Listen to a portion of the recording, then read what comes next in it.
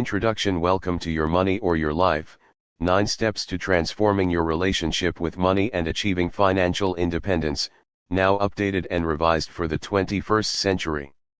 New readers will benefit from this practical and transformational approach to earning and spending money. Returning readers should find everything they loved about the old version plus new helpful ideas and information. Since 1980, the program in this book has helped hundreds of thousands of people around the world get a grip on their personal financial lives. It can do that for you, too. Today, big national and global changes are making it very hard to get control of money in your personal and family life and to plan for a secure future. You don't need me to tell you that you experience it daily. That's one reason we decided to update this classic book. Now more than ever, we need a new way of thinking about earning, spending, saving and the good life. When this book came out in 1992, we were at the beginning of the dot-com bubble and shortly thereafter, the real estate bubble. Bubbly was flowing. We bought into buying more based on our newfound apparent wealth from this boom. But times have changed and many things are going bust and many people along with it. Before I touch on current challenges and how your money or your life can help, I want to acknowledge that most generations have thought that the world is going to hell in a handbasket for one reason or another. Our current handbasket, though, portends a fundamental, not just cyclical, shift in how we live.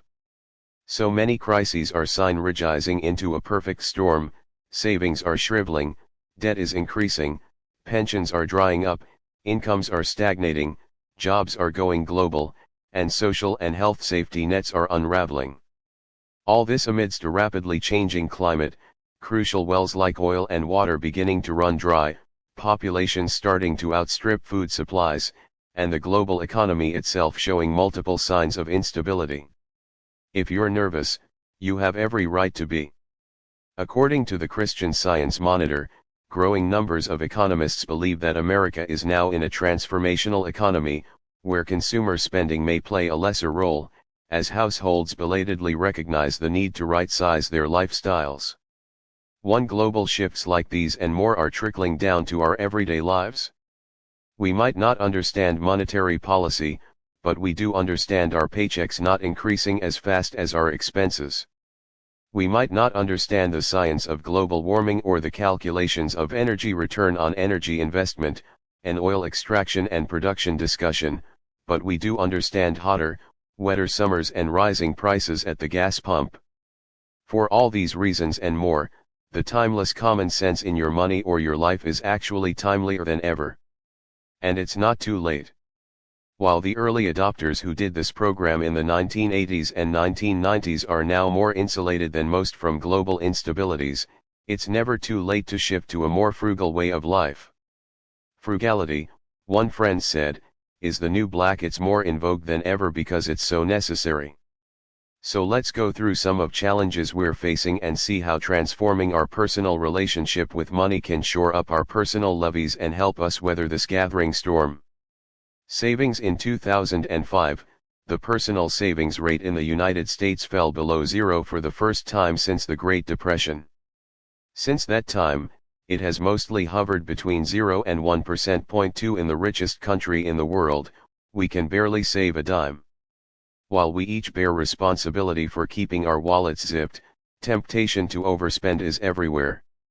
When Joe Dominguez and I wrote Your Money or Your Life, there were only TV, radio, billboards, direct mail, and print ads to drive us to destruction of our best intentions to save. Today, the internet swamps us with advertising. With every click, pop-up ads, flash ads, and banner ads greet us on each page. Even billboards have gone digital with flashing lights and eye-catching movement. Plus, ads are now on the seats of shopping carts, on floors of supermarkets and pouring into our email inboxes. In 2006, spending on advertising was estimated at $155 billion in the United States and $385 billion worldwide and the latter to exceed $500 billion by 2010. Saving money in the era of credit cards has come to seem quaint at best, a sucker's game at worst. We are taught that debt equals freedom, but that's the kind of doublespeak in George Orwell's dystopic novel 1984, where they claimed that hate is love and war is peace. Okay, let's fix this mental glitch. Repeat after me. To have savings is to be free. Savings means freedom from debt. Money in the bank means the freedom to leave your job if the boss is intolerable or the benefits have just been yanked. And if you lose your job, having savings is the freedom to keep your house and car because you can cover your payments if you have any to make in the first place. Having savings means you can start a business or buy land, even if the bank won't lend to you because, ironically, your habit of savings means you don't have a debt trail or a credit record.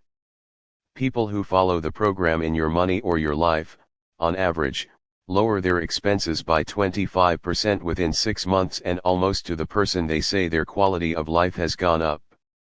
When folks really catch fire with the program, they often save 50% or more of every paycheck, shedding debt the way people with intractable weight problems once they are committed shed pounds.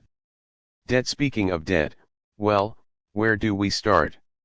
A savings rate hanging near zero is a nice way of staying in hock, in the suds, on the rocks, that is, in debt. Did you know that credit card debt of the average US consumer is over $3,000 and of the average household over $8,000? That's not even counting the over $5,000 of mortgage and auto debt the average American carries. Encouraged at every turn to consume, we have spent every penny and taken advantage of debt limits on multiple cards and, during the market and housing bubbles, used home equity loans and subprime mortgages to keep creditors at bay. We've wrung out every resource for its debt potential and we've pretty much reached the end of that game. More Americans now declare bankruptcy than graduate from college. 6 But it gets worse. According to the U.S. National Debt Clock 7, the public debt as of August 27, 2008 was $9,624,855,389,454, increasing at over $1.85 billion a day for the last year. This translates to over $31,500 for every U.S. citizen. Whose debt is that? Ours. And how are we going to cover that? Jeff Colvin commented in Fortune magazine recently, "We made it through the bursting of the internet bubble and now the bursting of the real estate bubble. Next we may be approaching the end of the most worrisome bubble of all, the standard of living bubble." 8 While the doublespeak consumer culture told us to leverage debt and accumulate property so we can sell it later for more, those of us who took to heart the clear-eyed perspective of Your Money or Your Life did not buy in, no matter how many hip, cool guys told us we were nuts not to get on the gravy train. We lived below our means and found that there were multiple benefits from rejecting the hyper-consumer culture, including less stress, more time, and greater happiness. And, oh yes, getting out of debt. Sometimes 6-digit debt. Often faster than seemed possible. Income. The poorest 80% of the people in the United States have seen very little rise in income since the 1970s. The wealth gap, though, has skyrocketed. In this century, in fact, we've seen the biggest increase in the wealth gap since the 1920s. 9 Today, the average CEO in the United States makes more in a day than the average worker makes in a year. This isn't said to fuel envy of the wealthy and demand a piece of the pie for the poor. Rather, it's to point out that while absolute poverty deprives our bodies of necessities, relative poverty, being so much poorer than people no smarter or more willing to work than we are, makes us dissatisfied with our lot in life no matter how much we have. It corrodes society and the psyche, saps our belief in justice and fairness and hope. It makes us poor amidst plenty. We feel left out, lonely, and are more likely to give up on the dream that we can have a better life than our parents. While many work for more economic fairness, Your Money or Your Life helps us get out of this competitive game and helps us look more pragmatically at what would actually make our lives better. We shift from comparing ourselves to others to considering our real needs and desires. We shift from more to enough and ultimately get more of what money can't buy. Priceless. Jobs. When a job is the only way to get money, healthcare, insurance, and respect, having a job is crucial. Yet for US workers, good jobs are harder than ever to find. Manufacturing, tech, and even service jobs have migrated to lower wage countries, and even advanced degrees no longer assure a secure position. Your money or your life challenges this dependency on the economy to give us the jobs we must have to survive. This book teaches a different perspective on employment, one that opens up far wider possibilities for income, security, and providing for your needs. Your job becomes an important part of your life, but no longer the centerpiece and biggest robber of your time, making room for family, friends, fun and, oh yes, sleep. Cost of living. Not everyone has the same cost of living, of course, but some basics are getting more expensive across the board. In the United States, healthcare, which I like to call sickness care because really, the system does nothing to keep us healthy, costs have, by every measure, outpaced inflation and other budget items. For example, the average employee contribution to company-provided health insurance has increased more than 143% since 2000. During that same time period, employment-based health insurance premiums have increased 100%, compared to cumulative inflation of 24% and cumulative wage growth of 21% during the same period. 11 Food costs are also soaring, thanks to the impact of rising fuel costs, which impact every aspect of food production: tilling, planting, fertilizing, harvesting, and sending product to market. While we wait and mostly watch the political process try to handle these big dents in Americans' budgets and expectations, what can we, the little people, do? Readers of Your Money or Your Life have already gone forward to the new normal of living better on less, which includes smart shopping for food and health care and clothing and cars and housing and, well, everything. They use all the advice in Chapter 6 and better yet make up their own. Far from scrimping and saving or making do, fears, people who've gained financial intelligence, integrity, and independence through these steps, thrive knowing that they have the skills and smarts necessary to overcome almost all price increases. Money. If your eyes glaze over when you think about monetary policy and the Federal Reserve, don't worry. Mine do too. But there are two pieces of information from this back room of the dismal science of economics that people who've transformed their relationship with money via Your Money or Your Life are better able to face. First, the US Treasury doesn't just print money and put it into circulation. Banks make loans with money they mostly don't have. Can you imagine? And that's what creates new money. Banks are only required to have in the vault a fraction of the cash they lend. The rest is backed by nothing more than the assumption that the economy will keep expanding, allowing people will pay back their loans with interest. Second, the US Treasury has nothing in its vault backing your money. Since Nixon took our currency off the gold standard in 1971, there's been no gold or any other collateral you can convert your money into. It is fiat currency, fiat as in faith. It is held up just by the faith we all have in it being worth something.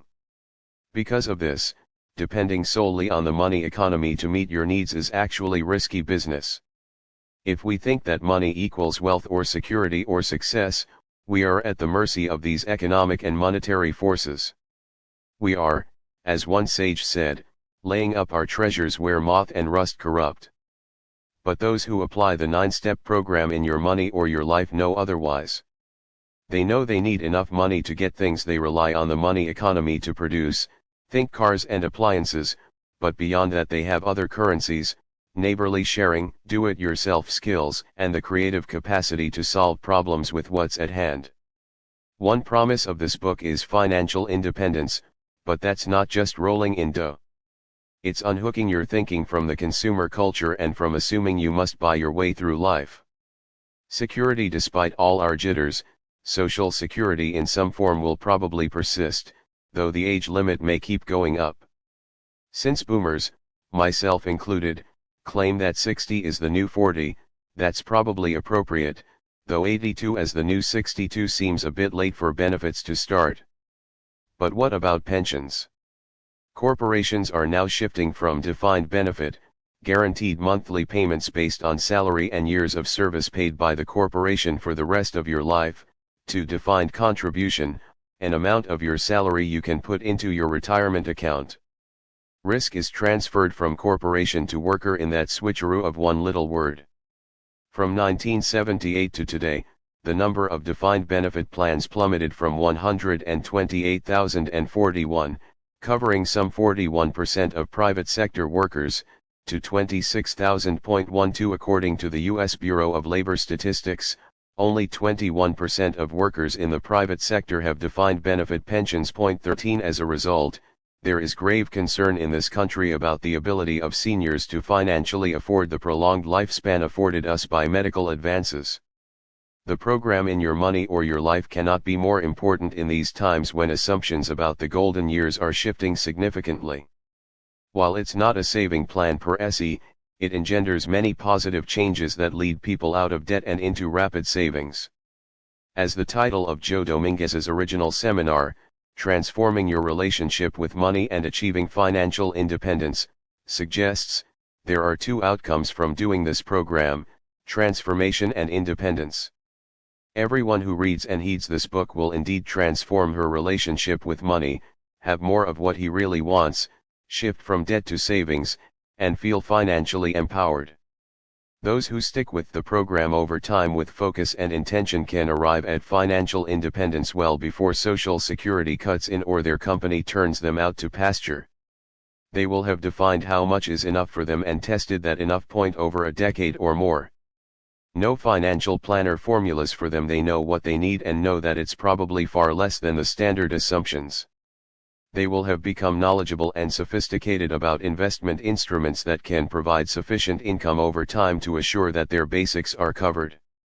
Having enough for life might be a combination of Social Security, bonds, mutual funds, frugality tricks, side jobs that trickle in some extra bucks, and the kind of alert awareness you develop by doing the program itself. This book shows you how to have all of that. The environment: when we wrote Your Money or Your Life in 1991, the environment was still a niche issue, nice but not necessary to care about. The Earth Summit in 1992 gave us a detailed road map for the path to a sustainable future, which we largely ignored. Al Gore, who'd been sounding the alarm about climate change for decades, was elected Vice President of the United States and then sidelined.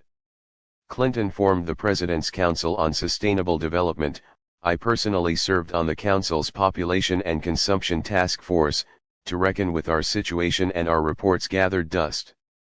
Change was moving at a glacial pace, which back then meant very slow, but now isn't such a good metaphor. Today, however, we are beginning to understand what economist Herman Daly has been telling us for decades: the environment is not just an external resource for an ever-expanding economy, but rather vice versa. The economy is a human invention that operates within the limited capacity of the biosphere to provide the basic services of life. In the beginning, the economy tapped into the environment. Now it is draining it dry. Ecological footprint analysis, which measures human impact on the environment, informs us that for the past 2 decades we have been using more of the Earth's resources annually than can be replenished. In terms of the program In Your Money or Your Life, that means that we need now to factor these limits into our personal financial equations. Shrinking resources may mean shrinking opportunities to make a buck by making, selling, or trading stuff. Conservation is key now, both in energy use and in life energy, money, use. The program teaches you how to do that not as dure necessity, but rather as an interesting opportunity. Is there any good news? Yes. The program in this book, for starters, developed by Joe Dominguez for his own early retirement in 1969 at the age of 31, it has now been used by millions of people globally. Joe worked on Wall Street, not as a broker but as a financial analyst who wrote a weekly trend-watching bulletin for his firm's institutional investors. All the while, he knew that his goal was to do his service to the money economy in the way young men do military service, with integrity, yet for a finite period of time. He always knew there was more to life than 9 to 5 till you're 65. Joe's genius was being able to see reality more clearly than most and make dispassionate, wise choices based on a long and deep view. He died in 1997, but we are lucky that he left us with such a well-honed, pragmatic program. Also, once you get your eyes off the consumer culture screen and your nose out of the more money feedback, good news is everywhere. People who've simplified their lives, according to a 2005 study by Tim Kasser and Kirk Warren Brown 14, are happier than mainstreamers. They are less materialistic, less status conscious, more interested in personal growth, friends, family, and participating in the life of their community. Happiness studies confirm again and again that these are the elements of a fulfilling existence. Followers of the program also long ago turned their attention to what the mainstream culture is just discovering: local and sustainable energy production, local and organic food, energy-efficient cars and houses, travel closer to home and vacations in nature, and caring for what they have, possessions and bodies, rather than depending solely on modern medicine and technology to save us. Most importantly, they are reweaving the web of community, depending on each other rather than going it alone. They are discovering that this neighborliness isn't only practical, it can end the epidemic of loneliness. An old teaching tale goes like this: a young man wanted to know the difference between heaven and hell. The sage led him to two rooms with observation portals, one labeled heaven and one hell. Looking in at hell, he saw a banquet table filled with luscious food, but the people at the table were emaciated and distressed. Their spoons had long handles to reach the food, but the handles were too long to bring the food to their mouths. Then he looked in on heaven. Same table full of luscious food. Same long spoons. But the people were healthy and happy and using their long-handled spoons to feed one another. Sustainable living, far from being deprivation, is the beginning of a renaissance of universal well-being. Your money or your life is one of this generation's portals to that good life. Several notes about changes in this revised and updated edition, particularly for readers of the original version. Chapters 6 and 9 have been significantly rewritten, but the other chapters have been more polished than changed. All of the dollar amounts, unless otherwise noted, have been adjusted to 2008 equivalents. Statistics have either been updated or eliminated. Many stories are classic and have been retained. Some were outdated and either eliminated or replaced with a more up-to-date example. A few new stories have been added. Monique Tilford has lived and taught the program for years and has been so integral to this update that I consider her a co-author and listed her as such. I hope old and new readers alike will profit from this update. I hope millions more will benefit from this practical approach to money. I hope this for you. And I hope this for all of us, for the return to financial sanity so needed in our world. Prologue: Managing Your Life as an Integrated Whole. Many books on money are available today. Books on the philosophy of money. Books on the psychology of money. Books on home accounting and budgeting. Books on how to earn money. Books on how to save money. Books on how to invest the money you've earned and saved. Books on how your spending affects the environment. Books on how to get rich. Books on how to file for bankruptcy. Books on how to retire. What these books have in common is that they assume that your financial life functions separately from the rest of your life. This book is about putting it all back together. It is about integration, a whole systems approach to life. It will take you back to basics, the basics of making your spending, and hopefully your saving, of money into a clear mirror of your life values and purpose. It is about the most basic of freedoms, the freedom to think for yourself. The purpose of this book is to transform your relationship with money. That relationship encompasses more than just your earning, spending, debts and savings. It also includes the time these functions take in your life. In addition, your relationship with money is reflected in the sense of satisfaction and fulfillment that you get from your connection to your family, your community, and the planet. To transform something is to change in a fundamental way its nature or function. Once you have changed the nature and function of your interaction with money, through following the steps in this book, your relationship with money will be transformed. You will reach new levels of comfort, competence, and consciousness around money. And that's only the beginning of what's possible once you start following this new roadmap for money. The old road map. Imagine trying to find your way around a strange city, but where your road map shows a zoo you find a shopping mall, and where it indicates a route to the beach you find that it dead ends at a train station. After a few such experiences, you may question the usefulness of the map and then examine it and to your dismay discover that it was drawn in 1890. If you want to get to where you want to go, you'd better get a new road map.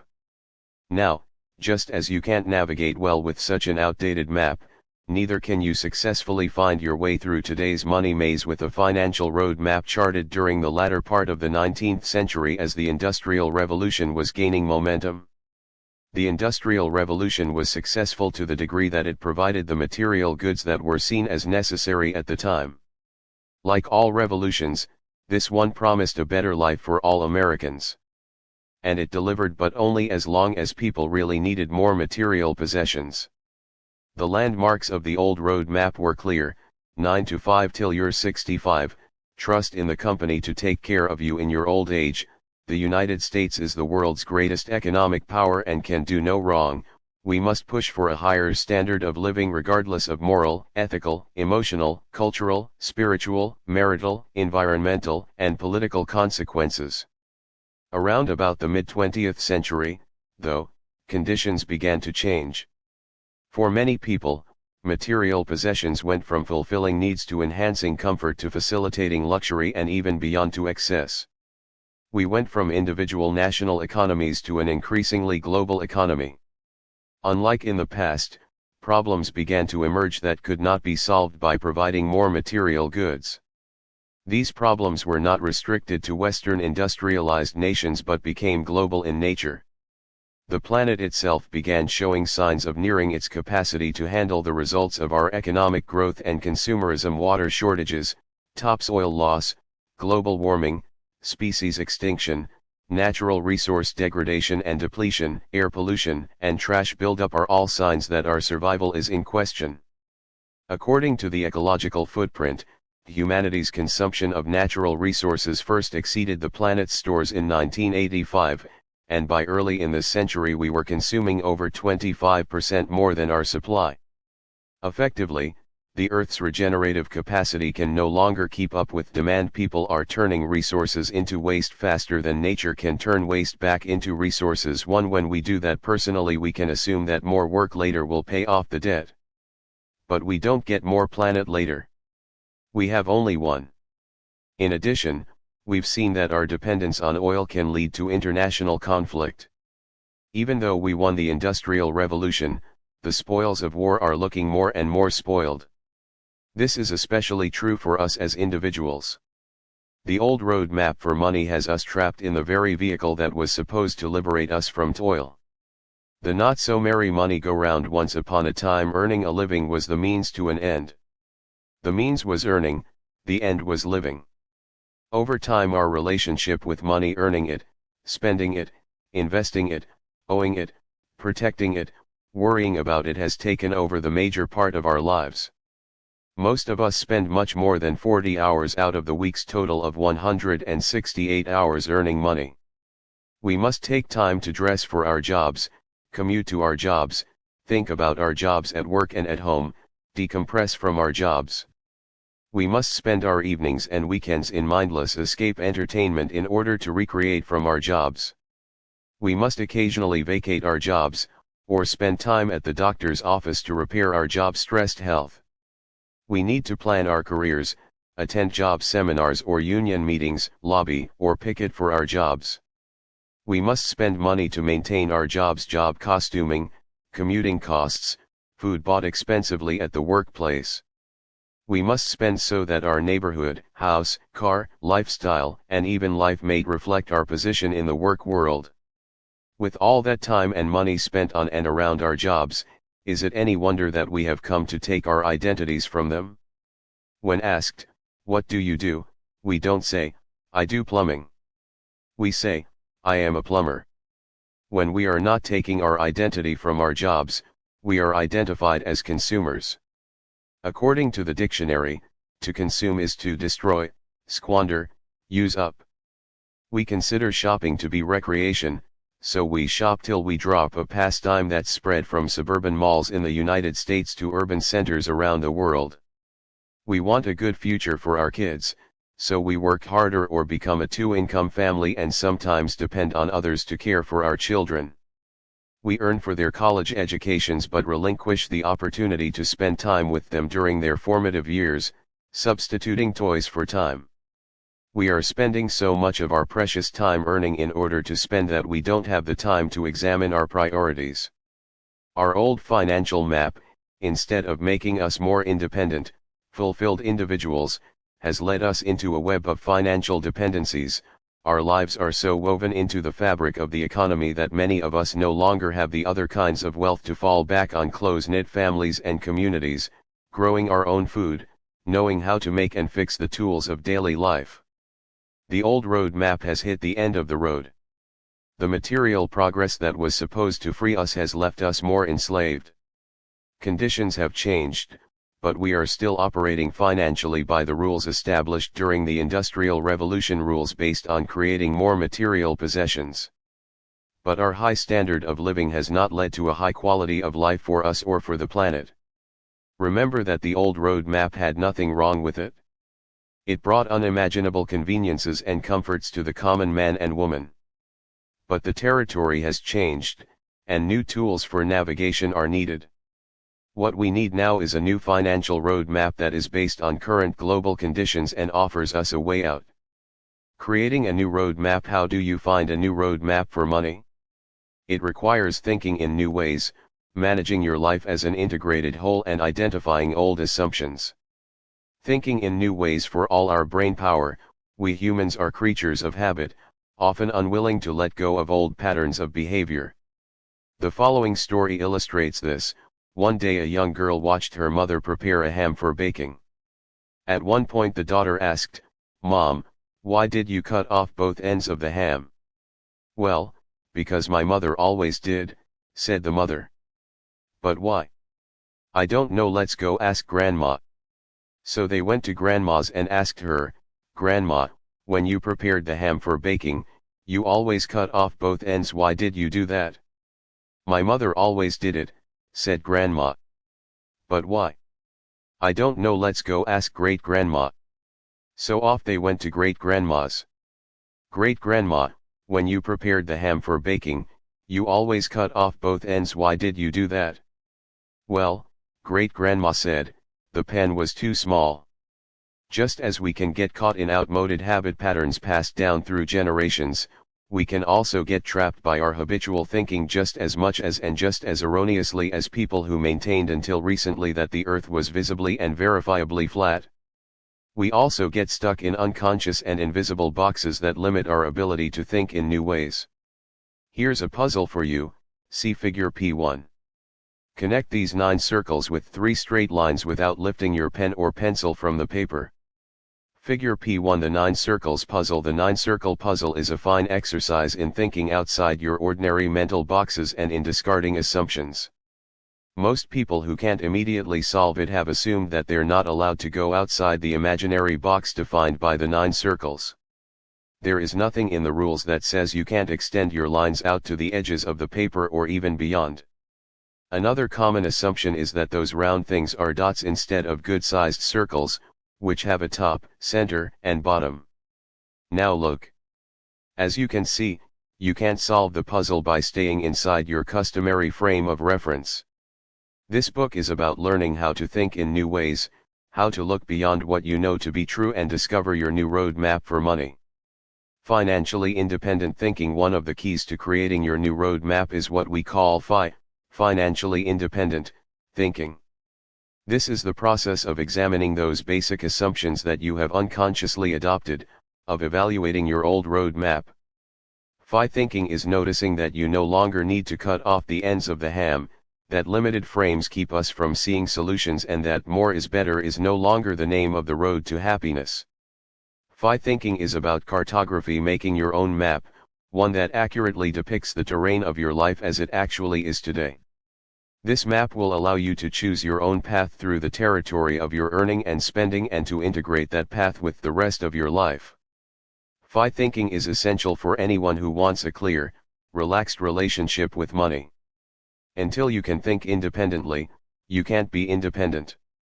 Until you can deliberately and dispassionately question your own inner roadmap for money, you will be stuck in classic financial dead ends, such as spending more than you earn, not liking your job, but not having a way out, needing 2 paychecks to make ends meet.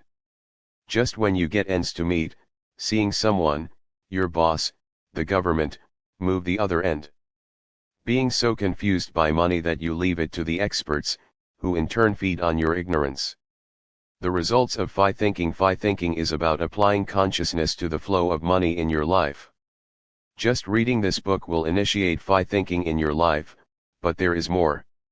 Actually doing the simple steps outlined here will transform your relationship with money. You will go from FI thinking to FI living. FI thinking will lead naturally to financial intelligence, financial integrity, and financial independence. Financial intelligence. Financial intelligence is being able to step back from your assumptions and your emotions about money and observe them objectively. Does money really buy happiness? Does everyone really gotta make a living? Is money really something to fear or covet, to love or hate? If I sell the majority of my time for money, will I really be secure? In order to gain financial intelligence, you first need to know how much money you already have earned, what you have to show for it, how much is coming into your life and how much is going out. But that isn't enough. You also need to know what money really is and what you are trading for the money in your life. One tangible outcome of financial intelligence is getting out of debt and having at least 6 months of basic living expenses in the bank. If you follow the program presented in this book, it will lead inexorably to financial intelligence. Financial integrity. The dictionary defines integrity as 1, an unimpaired condition, soundness 2, adherence to a code of especially moral or artistic values, incorruptibility 3, the quality or state of being complete or undivided, completeness. Financial integrity is achieved by learning the true impact of your earning and spending, both on your immediate family and on the planet. It is knowing what is enough money and material goods to keep you at the peak of fulfillment and what is just excess and clutter. It is having all aspects of your financial life in alignment with your values. If you follow the program presented in this book, it will lead inexorably to financial integrity. Financial independence. Financial independence is the byproduct of diligently following all the steps of the program outlined in this book. It is defined as having an income sufficient for your basic needs and comforts from a source other than paid employment. While financial independence may not be one of your current goals, it is, eventually, in everybody's future. Think about it. Financial independence is the totally natural, and inescapable, byproduct of life. After a certain point you will no longer need to earn a living. The only choice in the matter is when and how that point is reached. In some cases that point is reached while you are still alive. It is then called retirement. One purpose of this book is to teach the tools that allow you to become financially independent much sooner than traditional retirement and without necessarily depending on traditional retirement sources of income such as pensions and Social Security. As you go through this book you will also discover that financial independence encompasses a lot more than having a secure income. It is also independence from crippling financial beliefs, from crippling debt and from a crippling inability to manage modern conveniences. Financial independence is anything that frees you from a dependence on money to handle your life. What is unfair? Fair is our shorthand for a person who embodies FI thinking, who is gaining financial intelligence, learning financial integrity and moving naturally toward financial independence. Anyone who applies FI thinking to his or her life through following the steps of this program, we call unfair. How this book came about. This book is not based on theory, good ideas, or a new philosophy. It is the result of the author's decades of combined experience, and now 2 decades of hearing readers' experiences, in living all the principles presented here. This book didn't just happen, it evolved. In 1969, at the age of 31, Joe retired from his career on Wall Street, never again to accept money for any of his work. Throughout his life Joe was accustomed to thinking in new ways, and FI thinking was a natural extension of that. In his 10 years as a technical analyst and institutional investment advisor, he had been pursuing a secret agenda, to learn enough about money to develop a program that would allow him to retire with an income adequate to maintain his chosen lifestyle for the rest of his life, all from a modest salary, without speculation or big killings. The program he ended up with, after much trial and error and repeated testing and modification, had nothing to do with risky investment strategies or new, complex analytical methods. Rather, it was about applying common sense, following basic business practices, re-examining outmoded assumptions and diligently following 9 simple steps. To his surprise, Joe found that what he had thought of as a purely personal project was of interest to others and worked just as well for them as it had for him, regardless of what kind of job they had. Vicki was one of his earliest students. They met in 1969, several months after she had left a budding career in film and theater in New York, intent on finding out what else life might have to offer. Having graduated at the top of her high school class and with honors from Brown University, Vicki was no stranger to success. She just wondered whether success had to mean the kind of stress and egocentricity she'd seen in the professional world. Her open mind allowed her to recognize the value of Joe's new roadmap for money and apply it to her own life. Investing savings which she was burning through when she met Joe expanded her sense of freedom and self-reliance once she adjusted her lifestyle to live within her new means. In the 20 years that followed, many friends and volunteers working with Joe and Vicki on various service projects would elicit from them the details of the program, apply them and discover that all aspects of their financial lives were clearing up, from earning to spending to paying off debts to having time for their families to meeting once dreaded tax deadlines to building up savings to affording better housing to overcoming poverty consciousness, job insecurity, fear of lack, and on without even having early retirement as a goal. During those years neither Joe nor Vicki had any intention of producing financial seminars. But as friends who'd pulled this program out of Joe applied the steps and saw that they worked, they enthusiastically spread the word. And Joe began giving evening seminars called Transforming Your Relationship with Money and Achieving Financial Independence. The demand increased, and the course became a day-long seminar with capacity crowds. In less than 2 years these seminars had been held in over 40 North American cities. And the demand continued to grow, still by word of mouth. In 1984 Vicki co-founded the New Roadmap Foundation, a non-profit charitable and educational foundation. Its primary purpose was to answer this demand by publishing an 8-hour audio cassette and workbook compilation of the best of Joe's seminars. In keeping with Joe's policy, the price was kept low, $60, and the net proceeds were distributed to other nonprofit organizations working for a better world. By 1991 over 30,000 people had taken Transforming Your Relationship with Money and Achieving Financial Independence. The course had reached every state in the United States, every province of Canada and 20 foreign countries, and it had attracted the attention of the national media, with radio interviews and feature articles appearing in various magazines and countless newspapers. And virtually all of this from word of mouth and word of letter. No paid advertising, no late-night television hucksterism. Throughout the years, feedback from individuals continued to underscore the idea that this course was not simply about retiring early but about thinking in new ways. Now, nearly 20 years into the life of this book that's been translated into 10 languages and sold nearly 1 million copies, we know that the program works across cultures and across generations. We also know there is a new generation eager to give their lives to more than a 9-to-5, and sometimes a 24/7, job. This update is for them. For you. What you can expect from this book: the chapters that follow are constructed to aid you in learning FI thinking by helping you to identify your old roadmap about money and to develop your own new roadmap. Exploring the concepts in this book and diligently applying the 9 steps will transform your relationship with money and lead you to FI financial intelligence, financial integrity, and even financial independence. In this book you will also read the stories of individuals from cooks to counselors, mothophobes to managers, trainers to truck drivers whose lives have become fuller and more satisfying through their application of what they learned from following the 9 steps presented here. Through the hundreds of letters we've received, we know some of the ways people's lives have been enriched by following this program. They finally understand the basics of money. They reconnect with old dreams and find ways to realize them. With a great sense of freedom and relief, they learn how to distinguish between the essentials and the excess in all areas of their lives and how to unburden themselves.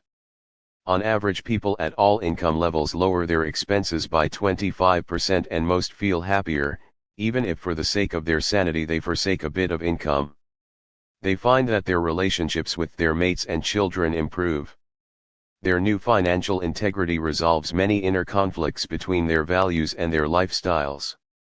Money ceases to be an issue in their lives, and they finally have the intellectual and emotional space to take on issues of greater importance. At a tangible level, they retire their debts, increase their savings, and are able to live happily within their means. They increase the amount of their free time by reducing expenses and the amount of time on the job. They stop buying their way out of problems and instead use such challenges as opportunities to learn new skills. Overall, they heal the split between their money and their life, and life becomes one integrated whole. Each person who follows this program will gain something unique that adds to his or her life. How long will it take? It depends on you and the roadmap you create. Getting on the road. So you want to create your own financial roadmap? All you need is a notebook, a pen, and a willingness to think in new ways. To create your own financial roadmap, you don't need to know a lot of math. Anyone can do the arithmetic required here. You can start wherever you are financially, $50,000 in debt or with substantial savings, and wherever you are psychologically, from a money phobe to a money lover.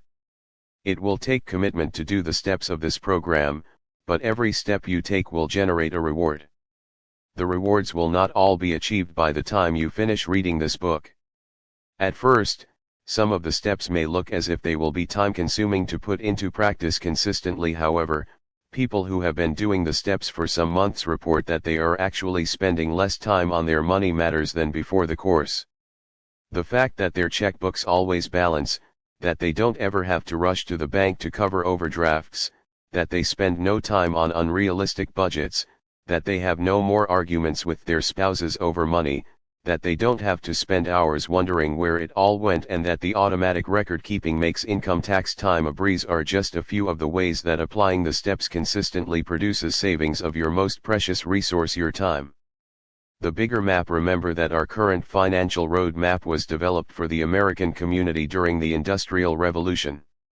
Much has changed in the last 150 years, but there have been too few cartographers.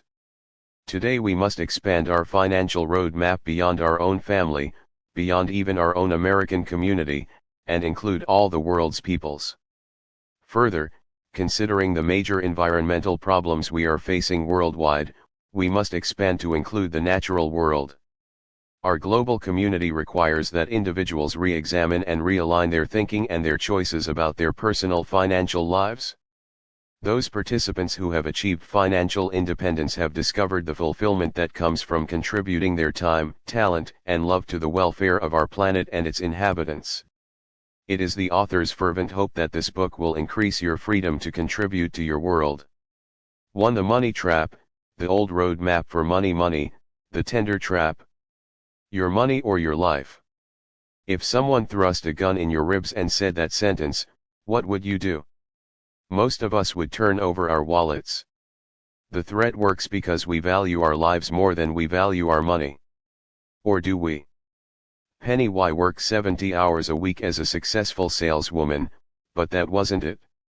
She reports, after reading books like The Poverty of Affluence by Paul Wachtel, I realized that my feeling that something was missing wasn't something only I experienced. I began to talk with others and found they often felt similarly let down.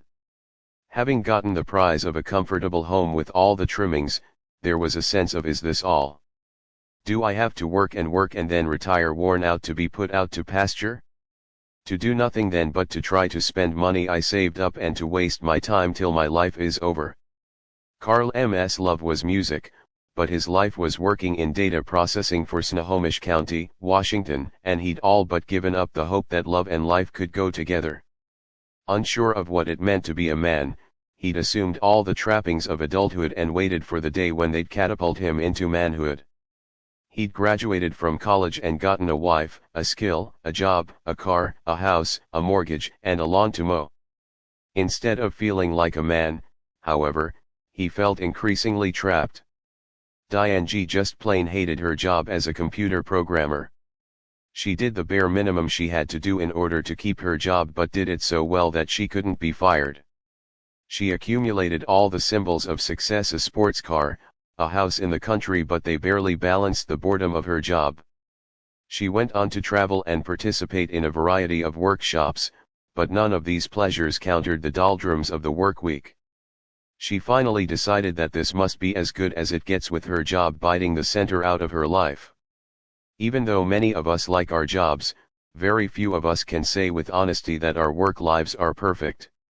The perfect work life would offer enough challenge to be interesting, enough ease to be enjoyable, enough camaraderie to be nourishing, enough solitude to be productive, enough hours at work to get the job done, enough leisure to feel refreshed, enough service to feel needed, enough silliness to have fun, and enough money to pay the bills and then some. Even the best of jobs have trade-offs. Midlife comes and we discover we've been living our parents' agenda. Or worse, we've been filling teeth for 20 years because some 17-year-old, was that really me, decided that being a dentist would be the best of all possible worlds. We've joined the real world, the world of compromise. For all the hype about going for the gold, we're so weary at the end of the day that going for the sofa is as good as it gets. Yet most of us still cling to the notion that there is a way to live life that makes more sense, that brings more fulfillment and has more meaning. The people you'll be hearing about in this book have found that there is another way. There is a way to live an authentic, productive, meaningful life and have all the material comforts you want or need. There is a way to balance your inner and outer lives, to have your job self be on good terms with your family self and your deeper self. There is a way to go about the task of making a living so that you end up more alive. There is a way to approach life so that when asked, your money or your life, you say, I'll take both, thank you. We aren't making a living, we're making a dying for so many working people, however. From people who love their work to those who barely tolerate their jobs, there seems to be no real choice between their money and their lives. What they do for money dominates their waking hours, and life is what can be fit into the scant remaining time. Consider the average worker in almost any urban industrialized city. The alarm rings at 6:45 and our working man or woman is up and running. Shower. Dress in the professional uniform, suits or dresses for some, coveralls for others, whites for the medical professionals, jeans and flannel shirts for construction workers. Breakfast, if there's time. Grab commuter mug and briefcase, or lunchbox. Hop in the car for the daily punishment called rush hour, or on a bus or train packed crushingly tight. On the job from 9 to 5. Deal with the boss. Deal with the co-worker sent by the devil to rub you the wrong way. Deal with suppliers. Deal with clients/customers/patients. Act busy. Hide mistakes. Smile when handed impossible deadlines. Give a sigh of relief when the axe known as restructuring or downsizing or just plain getting laid off falls on other heads. Shoulder the added workload. Watch the clock.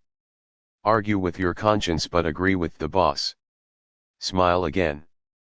5 o'clock. Back in the car and onto the freeway or into the bus or train for the evening commute. Home. Act human with mates, kids, or roommates. Eat. Watch TV. Bed. 8 hours of blessed oblivion. And they call this making a living? Think about it. How many people have you seen who are more alive at the end of the workday than they were at the beginning? Do we come home from our making a living activity with more life? Do we bound through the door, refreshed and energized, ready for a great evening with the family. Where's all the life we supposedly made at work? For many of us, isn't the truth of it closer to making a dying? Aren't we killing ourselves, our health, our relationships, our sense of joy and wonder for our jobs? We are sacrificing our lives for money, but it's happening so slowly that we barely notice. Graying temples and thickening middles along with dubious signs of progress like a corner office, a private secretary or tenure are the only landmarks of the passage of time. Eventually we may have all the comforts and even luxuries we could ever want, but inertia itself keeps us locked into the 9-to-5 pattern. After all, if we didn't work, what would we do with our time? The dreams we had of finding meaning and fulfillment through our jobs have faded into the reality of professional politics, burnout, boredom, and intense competition.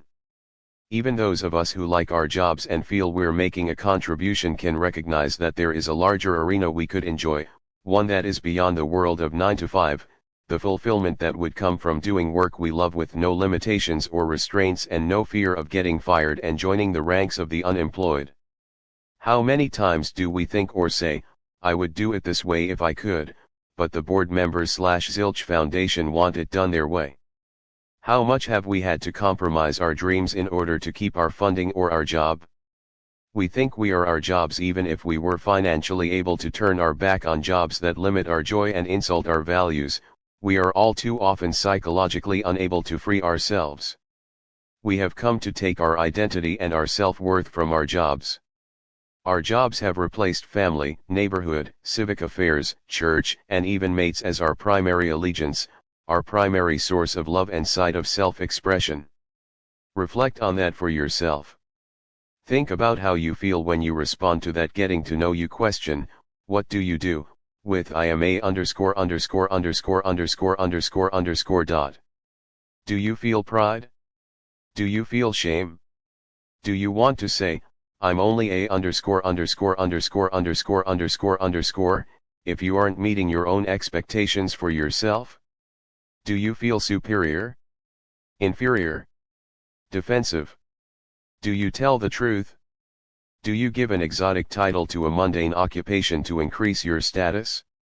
Have we come to measure our worth as human beings by the size of our paychecks? When swapping tales at high school reunions, how do we secretly assess the success of our peers? Do we ask whether our classmates are fulfilled, living true to their values, or do we ask them where they work, what their positions are, where they live, what they drive and where they are sending their kids to college? These are the recognized symbols of success. Along with racism and sexism, our society has a form of caste system based on what you do for money. We call that jobism, and it pervades our interactions with one another on the job, in social settings and even at home. Why else would we consider housewives second-class citizens? Or teachers lower status than doctors even though their desk-side manner with struggling students is far better than many doctors' bedside manner with the ill and dying? The high cost of making a dying. Psychotherapist Douglas Labier documented this social disease in his book Modern Madness. The steady stream of successful professionals who showed up in his office with exhausted bodies and empty souls alerted him to the mental and physical health hazards of our regard for materialism. Labier found that focusing on money/position/success at the expense of personal fulfillment and meaning had led 60% of his sample of several hundred to suffer from depression, anxiety, and other job-related disorders, including the ubiquitous stress one. Even though the official work week has been pegged at 40 hours for nearly half a century, many professionals believe they must work overtime and weekends to keep up. A 2003 national survey from the Center for a New American Dream found that 3 in 5 Americans feel pressure to work too much. 2 In addition, a 2005 Conference Board study revealed that Americans are growing increasingly unhappy with their jobs. The study found widespread declines in job satisfaction among workers of all ages and across all income brackets. 3 We are working more, but enjoying life less, and possibly enjoying less life as well. We have developed a national disease based on how we earn money. What do we have to show for it? Even if we aren't any happier, you'd think that we'd at least have the traditional symbol of success, money in the bank. Not so. Our savings rate has actually gone down. According to the U.S. Commerce Department, the U.S. personal savings rate has hovered mostly between 0 and 1% over the past 3 years. 4 By comparison, a quarter century earlier in 1981, Americans saved an average of 10.9%. 5 Not only are we saving less, but our level of debt has gone up way up. By late 2007 consumer debt had topped $2.5 trillion, more than 3 times the total at the end of 1990. That's more than $8,000 for every man, woman, and child in the country. 6 Every 8 seconds a baby is welcomed into our society with a big howdy, you owe us $8,000, and that figure doesn't even count the newcomer's share of the national debt. You'd cry too. Debt is one of our main shackles. Our levels of debt and our lack of savings make the 9-to-5 routine mandatory. Between our mortgages, car financing, and credit card debts, we can't afford to quit. More and more Americans are ending up living in their cars or on the streets. And we're not talking just about poor people or the mentally ill. White-collar workers are the fastest growing category of the jobless. Layoffs are happening at an increasing rate in all sectors, from the automobile industry in Michigan to IT professionals in Silicon Valley. We make a dying at work so we can live it up on the weekend. Consider now the average consumer, spending his or her hard-earned money. Saturday. Take your clothes to the cleaners and your car to the service station to have the tires rotated and the funny noise checked out. Go to the grocery store to buy a week's worth of food for the family and grumble at the checkout that you remember when 4 sacks of groceries used to cost $75 instead of $125. Sure, you could cut costs by clipping coupons and shopping sales, but who has time? Go to the mall to buy the book everyone in your support group is reading. Emerge with 2 books, a suit, half price on sale, with shoes to match, and some new clothes for the kids, all paid for with a credit card. Home. Yard work. Oops, a trip to the nursery for pruning shears. Come home with 2 flats of primroses, some new pots and, oh yes, the pruning shears. Fiddle with the toaster that's burning every slice, even on the lightest setting. Fail to find the warranty. Go to the home improvement store to buy a new one. Come out with shelves and brackets for the den, color samples for painting the kitchen and, oh yes, the toaster. Dinner out with your mate, leaving the kids with a sitter. Sunday morning. Pancakes for the whole family. Oops, no flour. To the grocery store for flour. Come home with frozen strawberries and blueberries for the pancakes, maple syrup, Sumatra coffee and, oh yes, the flour. Take the family for a drive in the country. Buy gas, wins at the price, but how else could the family and dog have an outing? Drive for 2 hours. Stop at a cute restaurant, paying for dinner with the credit card. Spend the evening reading magazines, allowing the ads to float you on fantasies of the really good life available if you'd only buy a Porsche or an exotic vacation or a new computer or... The bottom line is that we think we work to pay the bills but we spend more than we make on more than we need, which sends us back to work to get the money to spend to get more stuff too. What about happiness? If the daily grind were making us happy, the irritations and inconveniences would be a small price to pay. If we could believe that our jobs were actually making the world a better place, we would sacrifice sleep and social lives without feeling deprived.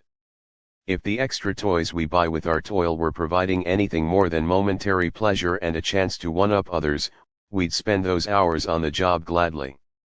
But it is becoming increasingly clear that, beyond a certain minimum of comfort, money is not buying us the happiness we seek. Participants in our seminars, whatever the size of their incomes, always said they needed more to be happy. We included this exercise in our seminars. We asked people to rate themselves on a happiness scale of 1, miserable, to 5, joyous, with 3 being can't complain, and we correlated their figures with their incomes. In a sample of over 1,000 people, from both the United States and Canada, the average happiness score was consistently between 2.6 and 2.8, not even a 3, whether the person's income was under $1,500 a month or over $6,000 a month. See Figure 1-1. The results astounded us. They told us that not only are most people habitually unhappy, but they can be unhappy no matter how much money they make. Even people who are doing well financially are not necessarily fulfilled. On those same worksheets we asked our seminar participants, how much money would it take to make you happy? Can you guess the results? It was always more than I have now by 50 to 100%. These findings are confirmed by numerous other studies on happiness. In one classic study, Roy Kaplan of the Florida Institute of Technology tracked 1,000 lottery winners over a span of 10 years. Very few felt any greater happiness or had any idea of what to do with the money. A surprising number were less happy 6 months later, having left jobs that had been a source of self-esteem and gained money they felt they didn't deserve. Many turned to drugs and suffered feelings of isolation. 7 Figure 1-to-1 life rating scale. So here we are, the most affluent society that has had the privilege to walk the face of the earth, and we're stuck with our noses to the grindstone, our lives in a perpetual loop between home and job and our hearts yearning for something that's just over the horizon. Prosperity and the planet. If this were just a private hell, it would be tragedy enough. But it's not. Our affluent lifestyles are having an increasingly devastating effect on our planet. Over 2 decades ago, the United Nations World Commission on Environment and Development warned that consumption patterns in the developed world were one of the primary engines driving global environmental damage. Since that time, it has only gotten worse. We can all recite the tragic indicators of this disaster, from climate change to rainforest destruction to species extinctions. They are front-page news, transforming many of us into reluctant and frightened ecologists. And these conditions are made worse by an advertising industry that creates demand for products we don't need, that are using up natural resources at a rate far faster than the planet can replenish them. We are piling up economic debt on top of our ecological deficit. As economic commentator Lester Thurow, speaking on National Public Radio, put it, it's as if we borrowed up to our eyeballs for the greatest New Year's Eve party ever. During the party everyone was happy. But come January 2nd, there was no more fun and only bills to pay. The last decades are like our blow-off bash, and it looks like January 2 will be the reality for the next generation. This is particularly serious because by the end of the 1980s the United States had gone from being the world's largest creditor nation to the world's largest debtor nation. U.S. businesses, houses, land, and government bonds are increasingly owned by foreign investors. We've mortgaged the farm, and the rent collector may come knocking any time now. Concurrently, we have seen an increasing gulf between the rich and poor, both within the United States and around the world. Millions are homeless for want of affordable housing, while others have millions to spend on luxury homes. Historically, such disequilibrium is the forerunner of dramatic and even violent change. Financially, socially, politically, and spiritually we've rung up some serious debts in our post-World War II spending spree. One way or another, we will pay up with interest. The biggest loser in the money game, the pity, is that many of us are not even aware of this debt because our primary benefactors don't have a voice and we didn't even know we were borrowing from them. We haven't just borrowed from the bank. We've borrowed from future generations, and from our very generous planet. As ecologist Garrett Hardin pointed out, on our shrinking planet, nature is like the village commons where we all graze our sheep. If we respect each other and respect the commons, all our sheep get fed and the commons and the community thrive. But if some folks start looking out only for themselves, they may start grazing extra sheep. Suddenly, goodwill is gone, we're all grazing extra sheep and the commons is destroyed. Competing nations have depleted our planet's common resources. Everything we eat, wear, drive, buy and throw away comes from the earth. Many of these products are fabricated from non-renewable resources. Once we throw them away, those pieces of the planet will not be available to support meaningful life for perhaps thousands of millennia. It's a one-way trip from Earth to factory to store to our house to the dump. We have ignored the fact that we enjoy our current level of affluence by the good, and free, graces of nature, soil, water, and air that cost nothing yet are being taxed to the limit. We now face the grim possibility that the earth may one day no longer support life as we know it and need it to be. As civilized and advanced as we may have become, we still depend on breathable air, potable water, and fertile soil for our daily existence. But we have done massive, perhaps irreparable, damage to our planetary support system. But why? How is it that we backed ourselves into this corner? And why do we stay here? For one thing, many of us don't even recognize that we're in a corner, while others think that just around this very corner, happiness is waiting. In their book New World, New Mind, Robert Ornstein and Paul Ehrlich point out that our minds were designed to respond well to short-term threats, tigers and fires, and the whites of our enemies' eyes. In today's world, however, environmental threats like climate change are building up so slowly that the part of our minds built to respond to harm can't register the danger. We must, Ornstein and Ehrlich contend, learn to react to the distant early warnings of sophisticated environmental measurements with the same vigor with which we used to climb trees to escape the jaws of a tiger. 8 We also put up with this making a dying existence because we think we have no choice. Another day, another dollar. Everybody's gotta make a living. The 9 to 5 till you're 65 pattern, so recent in human history but so pervasive today, seems like the only choice for someone who is neither a sports nor entertainment superstar nor an eccentric. After all, there are bills to pay and an identity to maintain, and besides, what would I do with my life if I didn't have a job? Is more better? And many of us are out there making a dying because we've bought the pervasive consumer myth that more is better. Even though Buckminster Fuller likened the earth to a spaceship, we cling to the silver screen images of the frontier, where there's always more. Where that came from. We build our working lives on this myth of more. Our expectation is to make more money as the years go on. We will get more responsibility and more perks as we move up in our field. Eventually, we hope, we will have more possessions, more prestige, and more respect from our community. We become habituated to expecting ever more of ourselves and ever more from the world, but rather than satisfaction, our experience is that the more we have, the more we want and the less content we are with the status quo. More is better, this is the motto that drives us. For Americans, and increasingly for consumers in other nations, this is the motto that leads us to trade in our car every 3 years, buy new clothes for every event and every season, get a bigger and better house every time we can afford it, and upgrade everything from our stereo systems to our lawn mowers simply because some new automatic widget has been introduced.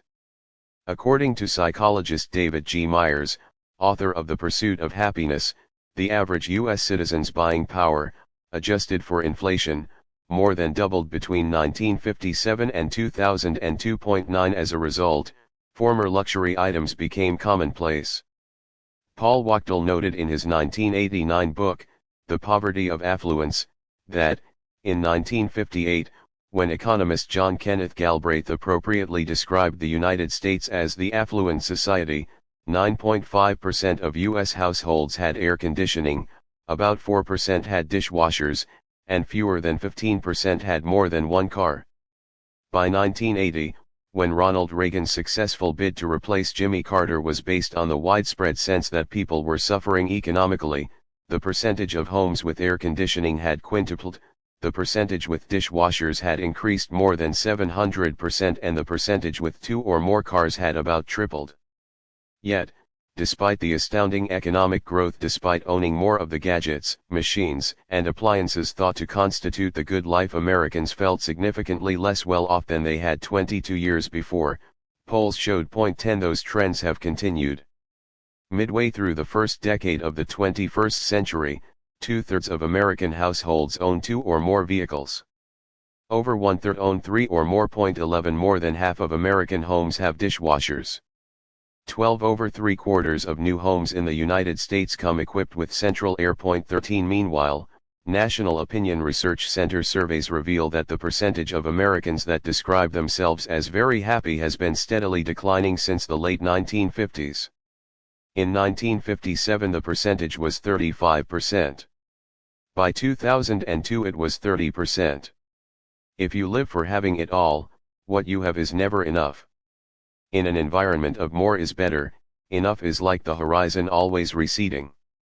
You lose the ability to identify that point of sufficiency at which you can choose to stop. This is precisely the psychological cul-de-sac Paul Wachtel describes, the invisible catch-22 of the consumer myth of more. If more is better, then what I have is not enough. Even when I do get the more I was convinced would make life better, however, I am still operating out of the belief that more is better, so the more I now have still isn't enough. But hope springs eternal. If I could only get more, then and on we go. We get deeper in debt and often deeper in despair. The more that was supposed to make life better can never be enough. The limits to growth. Our economy's version of more is better is growth is good. Modern economics worships growth. Growth will solve poverty, the theory goes. Growth will increase our standard of living. Growth will reduce unemployment. Growth will keep us apace with inflation. Growth will relieve the boredom of the rich and the misery of the poor.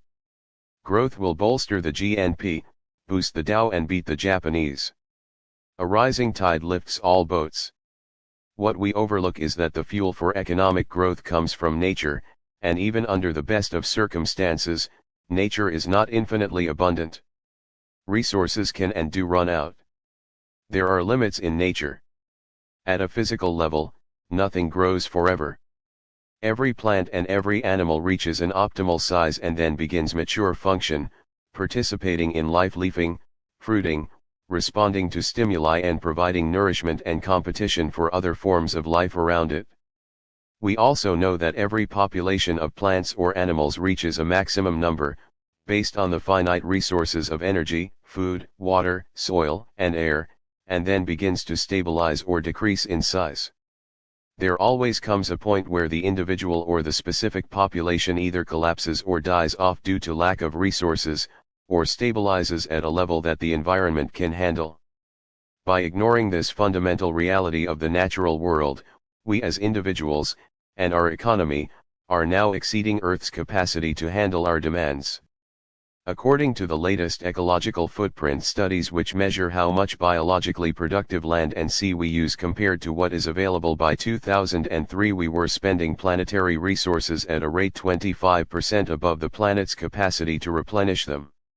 In a very real sense, we are no longer living off the interest, Earth's regenerating resources, but spending down the resource capital. U.S. consumption exceeds resource capacity by an even wider margin. If everyone consumed resources at the rate of the average American citizen, we would need 4 extra planets to supply the resources. 14. Couple this consumption with the desire of others to acquire the same luxuries that we enjoy, and you have a scenario for disaster. Even though we clearly need to confront our personal and collective addiction to growth, we are exhibiting the classic resistance to change called denial. We don't have to change because we're sure that technology will save us. After all, we say, look at the past. Science and technology have eliminated deadly diseases from smallpox to diphtheria. Surely we'll develop the technology to purify our water, genetically engineer seeds that can grow after global warming, clean up pollution and find the key to unlimited cheap energy. And if technology doesn't save us, surely the government will. Look at our social progress as a species. If we lobby for appropriations, the government will develop a program. There are experts who know what's going on and are handling it for us. Anyway, we conclude, it's not my problem. It's a third world problem. If only they would stop having so many babies and burning their forests, we'd survive. It's they who need to change. In any event, it would be silly to change because the reports are probably wrong. Scientists and politicians and the media have lied to us before. This environmental problem is a fabrication of some smart lawyers and nervous Nelly alarmists. And anyway, what can I do? After all, I'm in debt, so I can't stop commuting 40 miles a day to the nuclear widget factory, even if the continuance of life on Earth depended on it, which it doesn't, does it? As people and as a planet we suffer from upward mobility and downward nobility. We need at least to pause and wonder if it's all worth it, if we're getting the fulfillment we're seeking. And if not, why do we persist, like addicts, in habits that are killing us?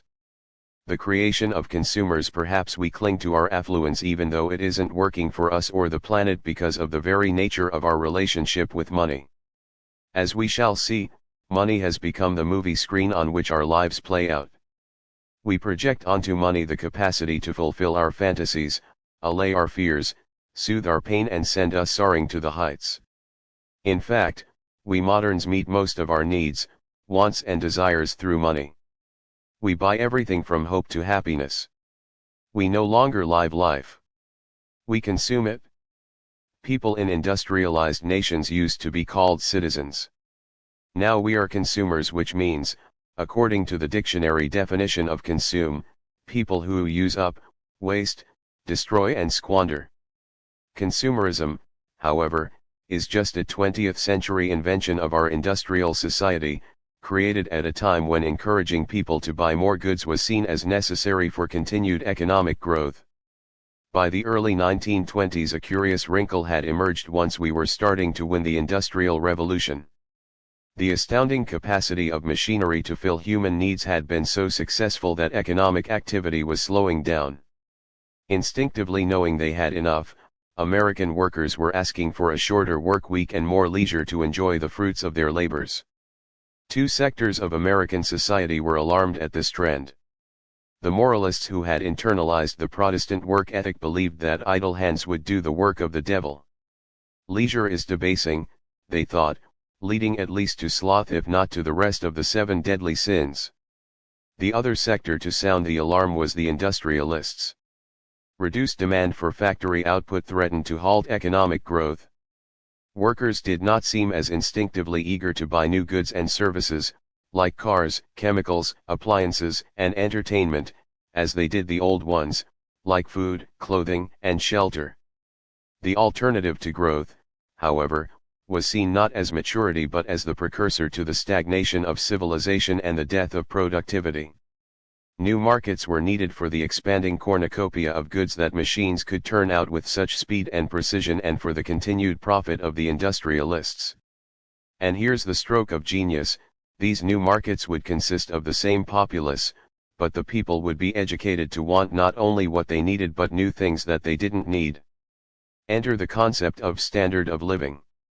A new art, science, and industry was born to convince Americans that they were working to elevate their standard of living rather than to satisfy basic economic needs. In 1929 the Herbert Hoover Committee on Recent Economic Changes published a progress report on this new, and very welcome, strategy. The survey has proved conclusively what has long been held theoretically to be true, that wants are almost insatiable, that one want satisfied makes way for another. The conclusion is that economically we have a boundless field before us, that there are new wants which will make way endlessly for newer wants, as fast as they are satisfied. Our situation is fortunate, our momentum is remarkable. Point 15 Instead of leisure being relaxed activity, it was transformed into an opportunity for increased consumption, even consumption of leisure itself, as in travel and vacations. Henry Ford concurred, where people work less they buy more. Business is the exchange of goods. Goods are bought only as they meet needs. Needs are filled only as they are felt. They make themselves felt largely in the leisure hours. Point 16 The Hoover Committee agreed. Leisure was not, in fact, an excuse to relax. It was a hole to fill up with more wants, which, in turn, required more work to pay for them. Somehow the consumer solution satisfied both the industrial hedonists hell-bent on achieving a material paradise and the Puritans who feared that unoccupied leisure would lead to sin. In fact, the new consumerism promoted all the deadly sins, lust, covetousness, gluttony, pride, envy, except perhaps anger and sloth. Only mildly subdued by the Depression, consumerism returned with added vigor in the post-World War II era. In 1955 U.S. retailing analyst Victor Lebo observed, "Our enormously productive economy demands that we make consumption our way of life, that we convert the buying and use of goods into rituals, that we seek our spiritual satisfaction, our ego satisfaction, in consumption. We need things consumed, burned up, worn out, replaced, and discarded at an ever-increasing rate. 17 And thus the rat race was born, leading to our excruciating balancing act between working more to buy luxuries and having enough leisure to enjoy them. In our initial enthusiasm for our new status as consumers, we learned to assert our rights, standing up to unscrupulous business. Rights, however, have since taken on a different hue. The right to buy. Americans have come to believe, deeply, that it is our right to consume. If we have the money, we can buy whatever we want, whether or not we need it, use it, or even enjoy it.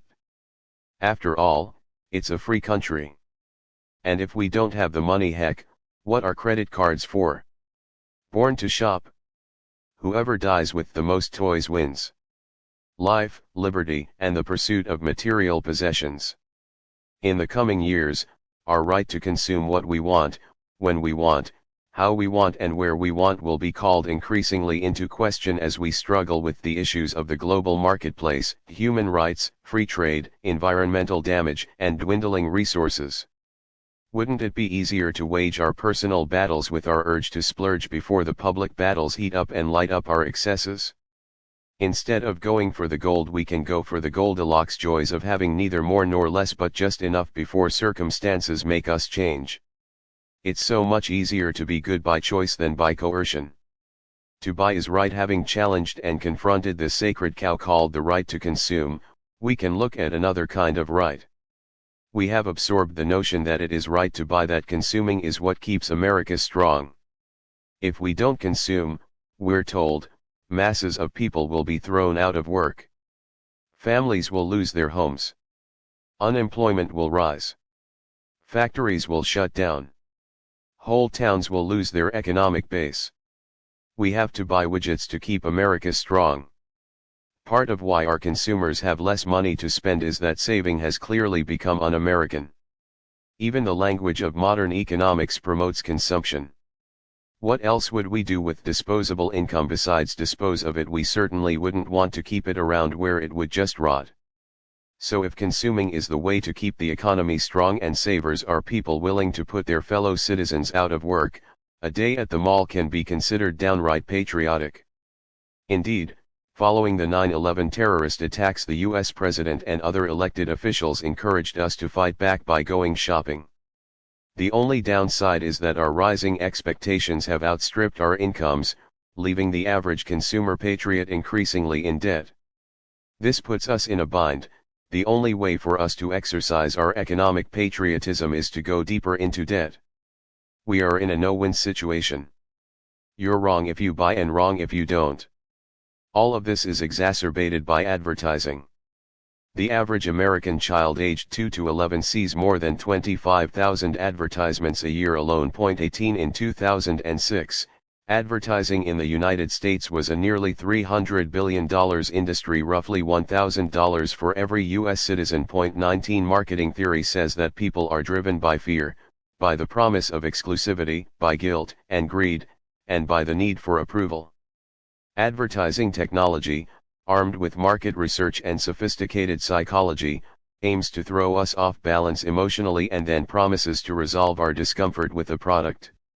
At the same time, between the ads, our televisions, radios, and newspapers are reporting the bad news about the environment. Product packaging is clogging the landfills. Product manufacturing is contributing to climate change, polluting the groundwater, deforesting the Amazon, fouling the rivers, and lowering the water table. If I wear clothes made from conventionally grown cotton, I'm encouraging massive pesticide use. If I wear synthetic fabrics, I use fossil fuels. If I wear nothing, I'm putting people out of work. It's damned if we do and damned if we don't, and even damned if we dam, as the Pacific Northwest is learning, since its hydroelectric power dams are making it nigh onto impossible for most salmon to swim upstream to spawn. It seems there is no way consumers can be right. Everything we do exacts a cost from the environment. Even the new fad of green consuming, buying products that are less environmentally damaging, is only less stressful to the earth and by no means benign. Clearly we don't think about this as we're driving to work in the morning. We don't ponder, to consume or not to consume, that is the question. But the notion that it's right to consume bumps daily into the admonition that we're deep in debt personally and playing Russian roulette with the environment besides. But what can we do? How in the midst of our busy lives can we become aware of, much less do something about, the enormous problems we're facing? What can one person do, we ask, and then change stations on the radio? And so we continue, making a stab at changing one week, binging the next, and depending on denial to shield us from the tough choices ahead. If we continue to rely on making small, token changes, however, we will merely slow our headlong rush toward a diminished and impoverished future. What's needed isn't change, it is transformation. Change seeks different solutions to intractable problems. Transformation asks different questions so that we can see the problems in a new light. Transformation doesn't just try a new set of solutions to intractable problems, it asks a new set of questions that allows us to see the problems themselves in a new light. We need to shift from an ethic of growth to an ethic of sustainability, which will certainly require each one of us to transform our relationship with money and the material world. Transforming our relationship with money and reevaluating our earning and spending activity could put us and the global commons back on track. We need to learn from our past, determine our present reality, and create a new, reality-based relationship with money, discarding assumptions and myths that don't work. We need a new roadmap for money and materialism, one that is truly in tune with the times. The beginning of a new roadmap for money. What makes consuming so all-consuming? While advertising and industry may have conspired to sell us on materialism, the fact is, we bought it. What is it in us that was so easily distracted from life's deeper pleasures? Psychologists call money the last taboo. It is easier to tell our therapist about our sex life than it is to tell our accountant about our finances. Money, not necessarily how much we have, but how we feel about it, governs our lives as much or more than any other factor. More marriages are wrecked by money than any other factor. Why? Patterns of belief. To begin to understand this, we need to understand a bit about the human mind. Numerous sources, from modern brain researchers to ancient Eastern philosophers, seem to agree on the basic notion that the mind is a pattern-making and pattern-repeating device. Rather than having a fixed behavioral response for every stimulus, as some animals do, humans tend to create patterns of response. Some come from personal experience, primarily in the first 5 years of life. Some are genetic. Some are cultural. Some seem to be universal. All of them are there, presumably, to increase our chances of survival. Once a pattern is recorded, once it's been tested and deemed useful for survival, it becomes very hard to change. We salivate to the smell of sautéing onions, step on the brakes at the sight of a red light, and pump adrenaline when someone yells, "Fire!" Clearly we couldn't survive if we didn't have these huge libraries of interpretations coupled with behaviors.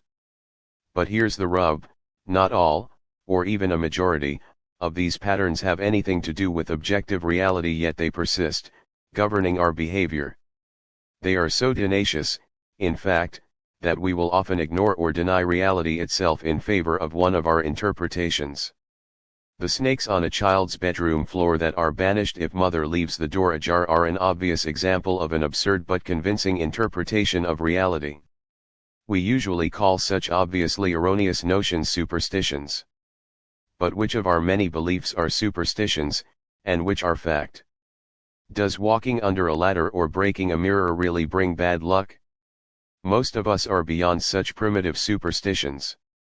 But what about other, less suspect beliefs? How do we catch a cold? By going outdoors with a wet head? By being exposed to germs? The former we recognize as an old wives' tale, but the latter? After all, there are people who don't get the cold going around the office. Did the germs skip them? Could the germ theory be just a modern superstition? Which of our beliefs will look quaint to future generations? What do our actions say? As with the flat earth and the snakes in the bedroom, there are many realities that our financial beliefs and our financial behavior do not take into account. Although we are largely unconscious of our financial belief system, our blindness condemns us to prisons of our own making. While we might vigorously maintain that we know that money can't buy happiness and the best things in life are free, honesty requires that we look deeper. Our behavior tells a different story. What do we do when we are depressed, when we are lonely, when we feel unloved? More often than not, we buy something to make us feel better. A new outfit, a drink, or two, a new car, an ice cream cone, a ticket to Hawaii, a goldfish, a ticket to the movies, a bag of Oreos, or two. When we want to celebrate good fortune, we buy something. A round of drinks, a catered wedding, a bouquet of roses, a diamond ring. When we are bored, we buy something. A magazine, a cruise, a board game, a bet on the horses. When we think there must be more to life, we buy something. A workshop, a self-help book, a therapist, a house in the country, a condo in the city. None of this is wrong. It's just what we do. We have learned to seek external solutions to signals from the mind, heart, or soul that something is out of balance. We try to satisfy essentially psychological and spiritual needs with consumption at a physical level. How did this happen? Here's an illustration. The fulfillment curve. The fulfillment curve, see figure 1 to 2, shows the relationship between the experience of fulfillment and the amount of money we spend, usually to acquire more possessions. In the beginning of our lives, more possessions did indeed mean more fulfillment. Basic needs were met. We were fed. We were warm. We were sheltered. Most of us don't remember the fear of hunger and cold that was remedied by just a blanket and a breast, but we all went through it. When we were uncomfortable, when we cried, something came from the outside to take care of us. It seemed like magic. Our needs were filled. We survived. Our minds recorded each such incident and remembered, look outside yourself and you will be fulfilled. We then went from bare necessities, food, clothing, shelter, to some amenities, toys, a wardrobe, a bicycle, and the positive relationship between money and fulfillment became even more deeply embedded. Remember your excitement as a child when you got a toy you'd been dying for? If our parents were being responsible, they soon taught us, those things cost money, dear. Money that we go out and earn for you because we love you. We got an allowance to learn the value of money. We could select and purchase happiness ourselves. And so it went, year after year. There was the prom tux and corsage. The tennis racket. Eventually we slipped beyond amenities to outright luxuries and hardly registered the change. A car, for example, is a luxury that the vast majority of the world's population never enjoys. For us, however, our first car is the beginning of a lifelong love affair with the automobile. Then there's the luxury of our first trip away from home. For many of us, there was going away to college. Our first apartment. Notice that while each one was still a thrill, it cost more per thrill and the high wore off more quickly. Figure 1 to 2 evolution of the fulfillment curve. But by now we believed that money equals fulfillment, so we barely noticed that the curve had started to level out. On we went into life. House. Job. Family responsibilities. More money brought more worry. More time and energy commitments as we rose up the corporate ladder. More time away from the family. More to lose if we were robbed, so more worry about being robbed. More taxes and more tax accountants' fees. More demands from community charities. Therapists' bills. Remodeling bills. Just keeping the kid shapa bills. Until one day we found ourselves sitting, unfulfilled, in our big home on 2.5 wooded acres with a 3-car garage and expensive exercise equipment in the basement, yearning for the life we had as poor college students who could find joy in a walk in the park. We hit a fulfillment ceiling and never recognized that the formula of money equals fulfillment not only had stopped working but had started to work against us. No matter how much we bought, the fulfillment curve kept heading down. Enough the peak of the curve. There's a very interesting place on this graph. It's the peak. Part of the secret to life, it would seem, comes from identifying for yourself that point of maximum fulfillment. There is a name for this peak of the fulfillment curve, and it provides the basis for transforming your relationship with money. It's a word we use every day, yet we are practically incapable of recognizing it when it's staring us in the face. The word is enough. At the peak of the fulfillment curve we have enough, see figure 1 to 3. Enough for our survival. Enough comforts. And even enough little luxuries. We have everything we need, there's nothing extra to weigh us down, distract or distress us, nothing we bought on time, have never used and are slaving to pay off. Enough is a fearless place. A trusting place. An honest and self-observant place. It's appreciating and fully enjoying what money brings into your life and yet never purchasing anything that isn't needed and wanted. Figure 1 to 3. The fulfillment curve.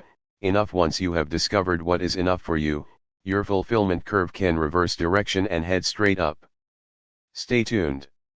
Clutter, a fate worse than dearth. So what's all that stuff beyond enough, beyond the peak, where the fulfillment curve begins to go down? Clutter, that's what. Clutter is anything that is excess for you. It's whatever you have that doesn't serve you, yet takes up space in your world. To let go of clutter, then, is not deprivation, it's lightening up and opening up space for something new to happen. As self-evident as these ideas may be, many people experience a subtle, or not so subtle, resistance to letting them in. This is why downscaling, frugality and thrift sound like deprivation, lack, and need. On the contrary, enough is a wide and stable plateau. It is a place of alertness, creativity, and freedom. From this place, being suffocated under a mountain of clutter that must be stored, cleaned, moved, gotten rid of and paid for on time is a fate worse than dearth. While writing this book, we received a letter from a single mother who was following the FI program. She had been on the brink of building a hot tub when she got one of our occasional newsletters. Like a cartoon character, she stopped mid-stride and asked, "Do I really want a hot tub?" After all, she reasoned, I can soak in a hot bathtub. The hot tub will be just one more thing to clean, maintain, buy chemicals for and fix. Thinking further, she recognized that she could move her washing machine up from the cellar, where she has to lift a heavy hatch to even get to it, and put it in the hot tub space. That way she could do her laundry without straining her back, saving money on chiropractor bills, eliminate the expenses of building and maintaining the hot tub, save the time she would have spent being hot tub social secretary for her friends and still enjoy hot baths. A win on all counts. She experienced what most people experience when they resist being lured down the slippery slope of clutter: relief. Stations of the crass. What creates clutter? The fulfillment curve strongly suggests that most clutter enters our lives through the more is better door. It comes from the disease of materialism, of looking for inner fulfillment in outer possessions. It comes from the early programming that discomfort can be alleviated by something external: a baby bottle, a blanket, a bicycle, a BA, a BMW, or, eventually, another kind of bottle. It also comes from unconscious habit. Take Gazingas pins. A Gazingas pin is any item that you just can't pass by without buying. Everybody has them. They run the gamut from pocket calculators and tiny screwdrivers to shoes, pens and chocolate kisses. So there you are in the mall, a shopping robot on your weekly tour of the stations of the crass. You come to the Gazingas pin section and your mind starts cranking out Gazingas pin thoughts. Oh, there's a pink one. I don't have a pink one. Oh, that one runs on solar cells. That would be handy. My, a waterproof one. If I don't use it I can always give it away. Yum, this one has hazelnuts in it and coconut and amaretto. Never had one of those before, and before you know it, an alien arm, attached to your body, has reached out and picked up the Gazingas pin, and off you go to the checkout, still functioning like a wind-up zombie. You arrive home with your purchase, put it in the Gazingas pin drawer, along with the 5 or 10 others, and forget about Gazingas pins until your next trip to the mall, at which point you come to the Gazingas pin section and faces and functions of clutter. Just because something is out of sight doesn't mean it isn't clutter. Our various Gazingas pin drawers, including our attics, basements, garages, closets and storage sheds, are havens of clutter, filled with projects and products we'll probably never use. Unfinished projects sap you of vitality. Clothing discarded after a few wearings leaves a vague feeling of dissatisfaction and superficiality. One friend had a garage filled with electronic parts and other valuable doohickeys collected over many years, most of which he knew he'd never use. But if he cleaned out his garage, he'd have to admit his house was too big for him and his wife now that the kids were grown. If he did that, he'd have to move. If he did that, he'd have to admit that his marriage had died many years earlier, but that he was too scared to leave. It was easier to ignore the garage and hang on to the clutter. Once you catch on to what clutter is, you'll find it everywhere. Isn't meaningless activity a form of clutter? How many of the power lunches, cocktail parties, social events, and long evenings glued to the computer or TV screen have been clutter activities that add nothing positive to your life? What about disorganized days, full of busyness with no sense of accomplishment? And what about items on your to-do list of tasks that never get done? Stumbling over them, week in, week out, on your list is like the frustration of navigating the perennial newspapers and kids' toys that litter some people's living rooms. There is also sound clutter. Is it any wonder that clutter and clatter are only one letter apart? For many of us there are the noises of city life and of our workplaces that we filter out daily. For denizens of urban canyons the silence of the desert can be deafening. While not everyone is cut out to be a desert dweller, it's a sad commentary on modern life to realize what a luxury it is to have control over our oral environment, enjoying only the sounds of nature and good conversation. Instead, there's the cacophony of cars and buses, television and radio, microwaves and dishwashers, and trivial chatter. All of it is clutter elements in your environment that don't serve you yet take up space. There are cluttered motives, such as when we are of many minds about everything from public policy to personal decisions. Unplanned errands are often clutter, running to the store twice a day for items forgotten on your weekly shopping. Hobbies are clutter-intensive when the ratio of what you have to what you use climbs, like the photography buffs with suitcases full of lenses and filters who get their best shots with a pocket digital. As your awareness of clutter deepens, you'll be inspired to spring clean your whole life. As you follow the 9 steps outlined in this book, you will develop your own personal definition of clutter and will slowly, painlessly, even joyfully, rid yourself of it. The first step will be to examine the past so you can understand and take responsibility for the present. Step 1. Making peace with the past. Are you ready to survey your own relationship with money and the things that money can buy? The purpose of this exercise is to increase your awareness, not your arrogance or your shame. It serves to locate you in time and space, to review without blame your earning and spending activity in the past. A caveat before we continue. Stop. Read this. It's important. While this is step 1 of the FI program, you don't have to do it first. And you don't have to stop reading until you do it. You need to do it eventually, but you could start with step 2 and come back to this step later. In fact, we suggest that you read the whole book first, rather than doing each step as it comes up, then come back and get started. There are 2 parts to this step. A. Find out how much money you have earned in your lifetime, the sum total of your gross income, from the first penny you ever earned to your most recent paycheck. B. Find out your net worth by creating a personal balance sheet of assets and liabilities. A. How much have you earned in your life? Initially this task may seem impossible. I haven't kept track, you may protest. A little bit of archaeology pays off. First, dig out your copies of old income tax returns.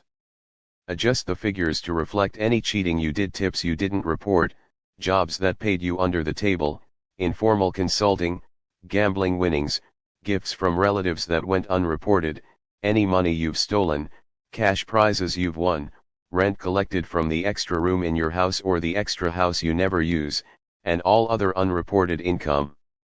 Go down memory lane to those summer jobs you had during high school and college, and all the twists and turns of your own financial meandering through adulthood. Spend a few days with whatever financial records you may have stashed away, check stubs, bank books, paycheck stubs, old abandoned account books. If you have a resume, use it as an outline for a year-by-year job history. Tell the truth about those 3 years you glossed over as further career training. What odd jobs did you have and how much did you earn picking apples, house sitting or watering the neighbor's plants and animals? For those of you who live in the United States and have been salaried employees your entire working lives, the Social Security Administration has also kept a record. Contact your local or state office or the national one and apply for a statement of earnings form. But if no records exist anywhere, even in the computers at Social Security, estimate as best you can. The object is to get as accurate and honest a figure as possible for the total amount of money that has entered your life. The value of Step 1. This step is useful in several ways. 1. It clears the fog shrouding your past relationship with money.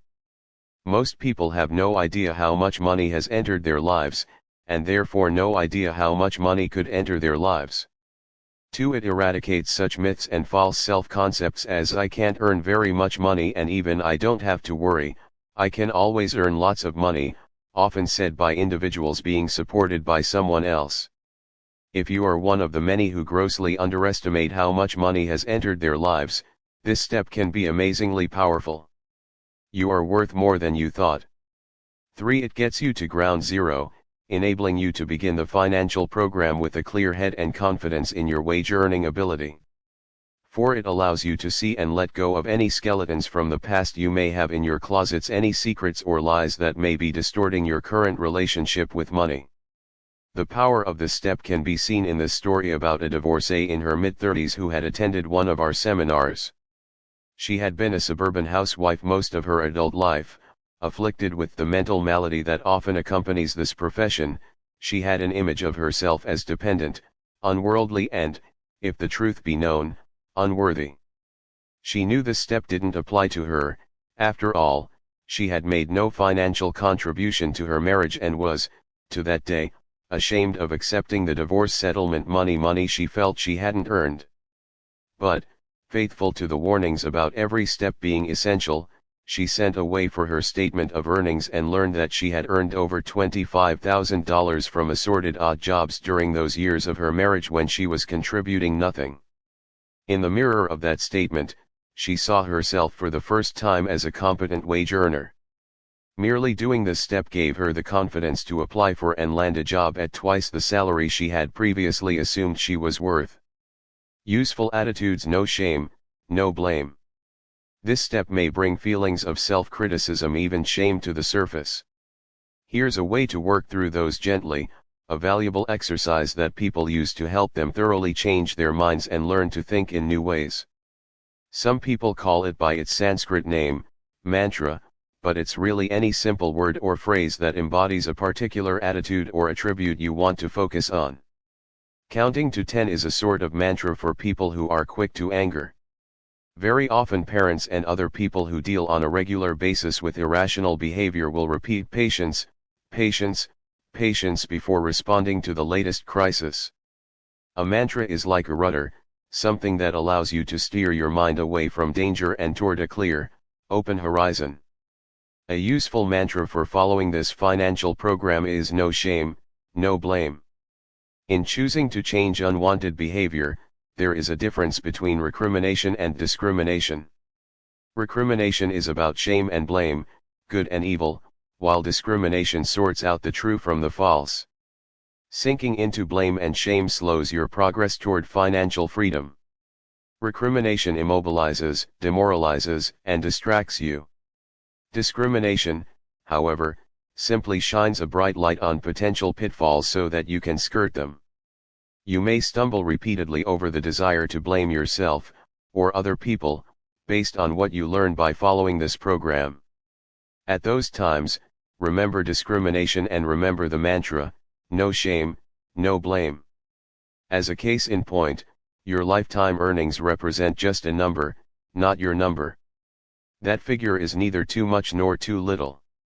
It does not prove your worth or your unworthiness, it is justification neither for despair because none of the money is left nor for gloating because your friend earns so much less. Impeccability.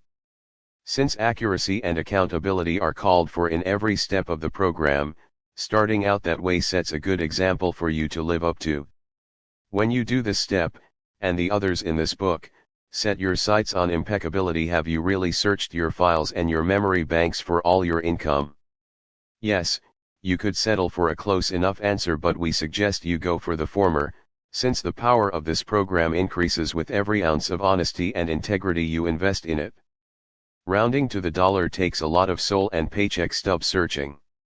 Rounding to the $100 is looser, but over a lifetime that might be plenty. Rounding to the $1,000, well, people who do a half-hearted job often get a life to match. Checklist 1. Statement of earnings from Social Security 2. Income tax returns 3. Checkbook records 4. Old and current bank books 5. Gifts 6. Winnings 7. Loans 8. Capital gains 9. Illegal sources 10. Contract labor not reported to the IRS, tips, babysitting, errands, B. What have you got to show for it? For the years you have been working for wages, a certain amount of money, which you just calculated, has entered your life. The amount that is left in your life now is your net worth. Be prepared. You will be calculating your net worth, your total assets minus your total liabilities, perhaps for the first time in your life. Brace yourself. You may discover that you are deeply in debt, and until this moment you have been unaware of the awful extent of it. Now is the time to face that truth. It's like getting on the bathroom scale after the holidays, there's a little sting, and then the chance to make some changes. On the other hand, you may make the delightful discovery that you are in a position to be financially independent now. Many people have made that discovery, simply from doing this step. There is an implied challenge in the phrasing of this step, what have you got to show for it? Say it out loud. Use different intonations. It usually comes out sounding a bit critical, snotty, even. Your commitment to financial integrity is stronger than your faint-heartedness, however. So on with it, what do you have to show for all those dollars that have entered your life? Let's find out.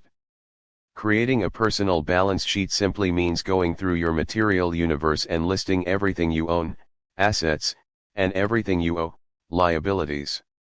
Liquid assets, cash, or anything that can easily be converted to cash, belongs in this category. Include the following: cash on hand, include the piggy bank, the change on your dresser, the emergency money hidden in the glove compartment. Savings accounts. Look for old bank books that you may have forgotten about, and that account that you opened with the minimum $100 to get the free bonus digital doohickey.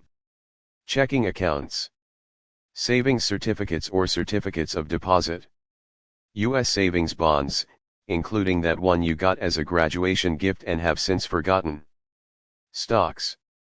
List at current market value. Bonds. List at current market value. Mutual funds. List at current market value. Money market funds. List at current market value. Brokerage account credit balance. Life insurance cash value. Fixed assets. In listing these, start with the obvious, the market value of your major possessions, e.g., your house, your car, or cars. Contact a realtor for the current market value of your house. Consult the Blue Book, available online or at your library, for the going price on the make, model and year of your car. Go through your attic, basement, garage and storage shed. Itemize everything worth more than $1, without subjective evaluations like that's worthless. Have fortitude. This process alone has stopped several inveterate pack rats, tinkerers and collectors with garages full of real treasures. Realize that you either do it now or someone you love will have to do it after you are gone. If your storage area really is piled floor to ceiling with the accumulation of a lifetime, you might want to leave it until last, so you don't get overwhelmed. Go through every room of your house and inventory everything. Look up at those decorative light fixtures. Look down at that rug. How about the nice walnut shelves you put in a few years ago, and those Indian artifacts? Confront your clutter squarely. Be thorough, but not irrational. That is, not every knife, spoon, and fork has to be listed individually, but do list separately that expensive rosewood-handled carving set with the mahogany case. And the 2 sets of dishes that are still in their boxes. Give an approximate cash value to everything you own. That means current cash value, what you could get for each item at a consignment shop or garage sale, or via online auction or classified ad sites. For help in pricing your possessions, look at online auction or classified listings, or the for sale classifieds in your local newspaper. Get your more valuable personal or household items appraised. Don't ignore anything. One person's useless junk is another's precious antique.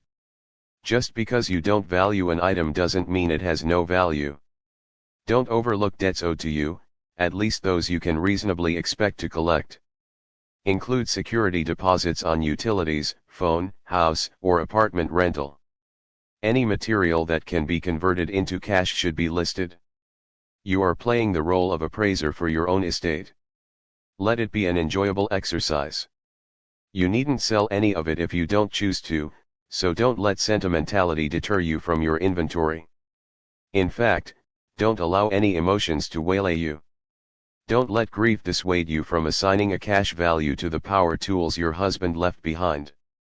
Don't let embarrassment about your compulsive spending discourage you from pricing the 20 pairs of shoes sitting in your closet unworn.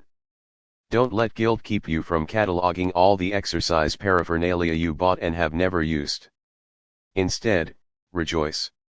You are finally discovering the real value of that stationary bicycle and rebounder, not the pounds you'll lose but the price they'll command at a garage sale. While some people can knock this exercise off in a day or two, one woman took 3 months to do her inventory. She went through every box, looked at every photo and opened every drawer and cupboard, not only listing the items, but recalling how and why each had come into her life. The process led her into a deep experience of gratitude for what she already had. So much dissatisfaction comes from focusing on what we don't have that the simple exercise of acknowledging and valuing what we do have can transform our outlook. Indeed, some people would say that, once we're above the survival level, the difference between prosperity and poverty lies simply in our degree of gratitude. Liabilities. This category includes all your debts, whether payable in money, goods, or services, everything you owe, from loans to bills outstanding. If you list as an asset the current market value of your house, include as a liability the balance owed on it. Do the same with the balance on your car payments. Don't forget to include bank loans or loans from friends, credit card debts, educational loans, and unpaid medical and dental bills. Net worth. Add the figures for liquid assets and fixed assets, and subtract from that the figure for liabilities. In the most simplified, concrete, material sense, this is your current net worth.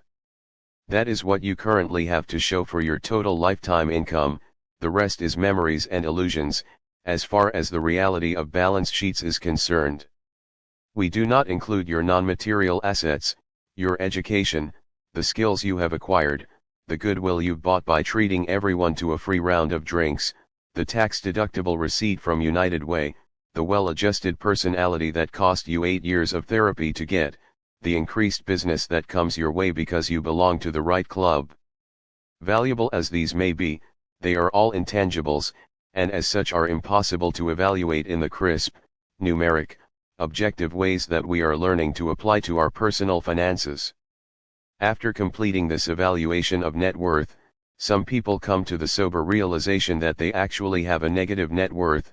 Some are surprised at how little they have to show for their lifetime earnings, and others are amazed at the quantity and value of the possessions on which they have spent their lifetime earnings.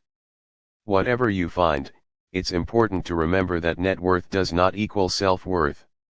Why do a balance sheet? 1. While it may not initially appear so, this point in the program is very encouraging. So far your financial life has had very little direction or consciousness.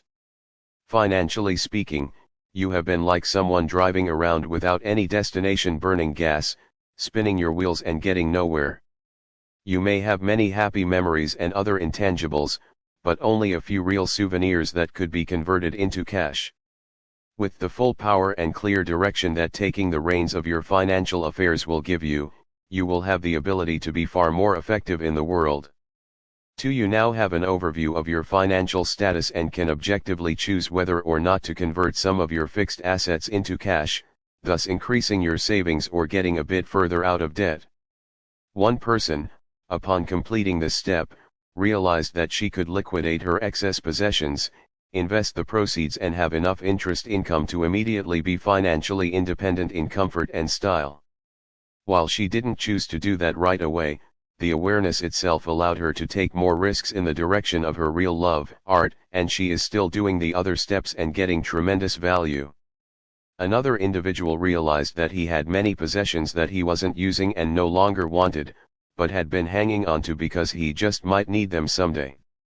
His creative solution was to sell these belongings and set aside the proceeds to be used to replace any of them he might find himself in need of in the future.